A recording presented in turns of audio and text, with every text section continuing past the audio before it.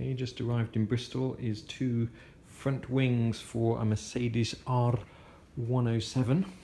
These front wings were from a company called Magnum Car Panels, based up in Lancashire, and they deliver to a company called Streetwise Auto in Bristol, who actually didn't charge anything for the delivery at all. So I'm just going to have a quick look at them and see how they look.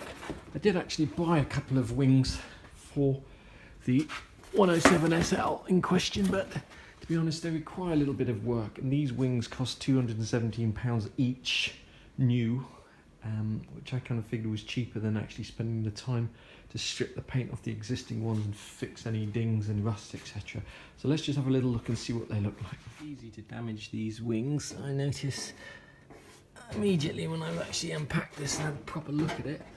You can see there's a small dent in that wing, which I didn't pick up which I didn't notice when I picked them up.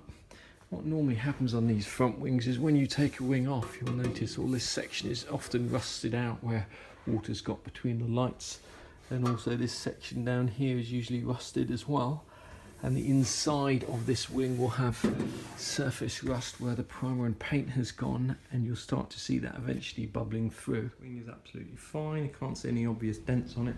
If you do go to the expense of getting new wings for your SL, do make sure you check them at the time properly under a light, because some of these little dings you can't actually see when you look at them in a dark warehouse or when you initially pick them up.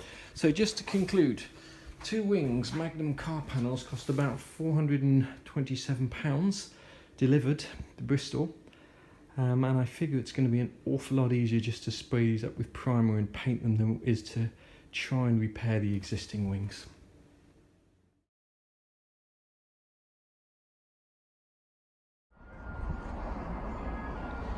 These still starts as well, amazing. These are the new wings that are on there. They actually fit remarkably well. It's an awful lot of work to get rid of all the minor dings and dents. The boot lid has been taken back down to bare metal. Obviously, once you start taking the bumpers and everything else off, you start revealing a few holes, but nothing too major.